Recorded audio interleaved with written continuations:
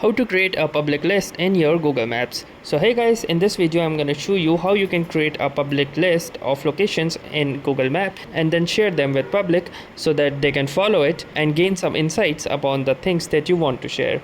So the first thing we need to do is create a list. So to do this, go to any particular location and add it to the list. So let's go to any particular location.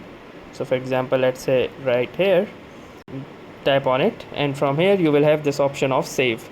So simply click onto this save button, and then you will have this option of new list. So simply click onto this new list button, and then currently you can see that this is a private list. So first give it a name. So for example, let's say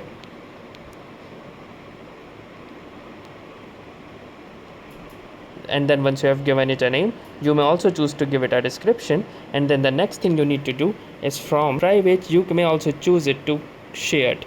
If you choose it to share, anyone with the link will see the list with your Google account name and picture. So if you want to make it a public list, you need to click onto this shared option and then click onto this create button at the top right.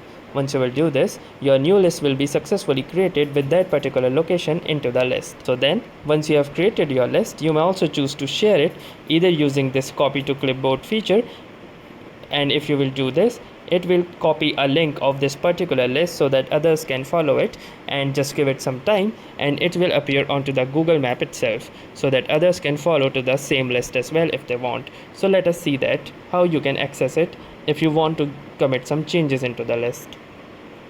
To do this, simply go back, and once you are inside your Google Maps, you need to click onto this U tab at the bottom.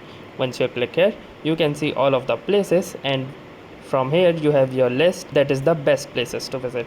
So if you will click on it, you can see that the location that you have added, or if you want to add more locations to it, you can do the same step. So for example, let's say if I want to add any particular location, for example let's say this particular location, I can do the same thing by clicking onto the save button and then choosing my list that is the best places to visit, and then clicking onto the done.